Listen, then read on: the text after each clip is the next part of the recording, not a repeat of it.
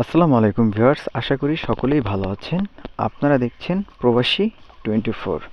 আজকে আলোচনা করব ইতালির কোন কোন শহর থেকে কী পরিমাণ নুলুস্তা উঠতেছে সেই বিষয়ে বিস্তারিত।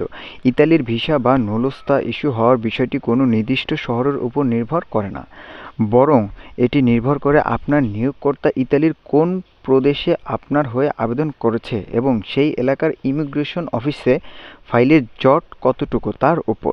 2026 সালের ফ্লুসি বা কোটা অনুযায়ী বর্তমানে যে শহর বা এলাকাগুলোতে নুলুস্তা আসার হার ভালো সেগুলোর একটি তালিকা নিচে দেওয়া হলো। বর্তমানে যে এলাকাগুলোতে নুলুস্তা বেশি ইস্যু হচ্ছে: লুম্বার্দিয়া, মিলান, ব্রেসিয়া। এখানে কলকারখানা ও লজিস্টিক সেক্টরের কারণে এবং নুলুস্তা উভয়ই হার বেশি থাকে। ভেনেতো, ভেনিস, ভেরোনা অঞ্চলে কৃষি ও ট্যুরিজম খাতের নুলুস্তা দ্রুত আসার খবর পাওয়া যাচ্ছে।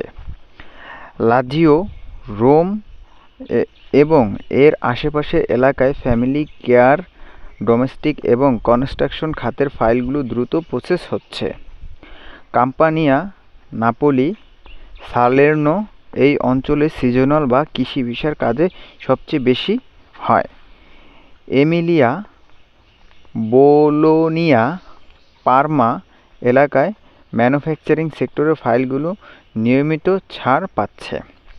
নুলুস্তা আসার সময়কাল 2026 আপডেট। ইতালির নতুন নিয়ম অনুযায়ী আবেদনের পর নুলুস্তা আসতে সাধারণত 60 থেকে 90 দিন সময় লাগার কথা, তবে বাস্তব ক্ষেত্রে কৃষি ও সিজনাল ভিসা সাধারণত 3 থেকে 4 মাসের মধ্যে চলে আসে। স্পন্সর বা নন সিজনাল ভিসা অনেক সময় 6 থেকে 8 মাস বা তার বেশি সময় লাগতে পারে। গুরুত্বপূর্ণ কিছু সতর্কতা: অনলাইন চেক, আপনার আবেদন আইডি নম্বর দিয়ে ইতালির স্বরাষ্ট্র মন্ত্রণালয়ের ওয়েবসাইটে নিয়মিত স্ট্যাটাস চেক করুন।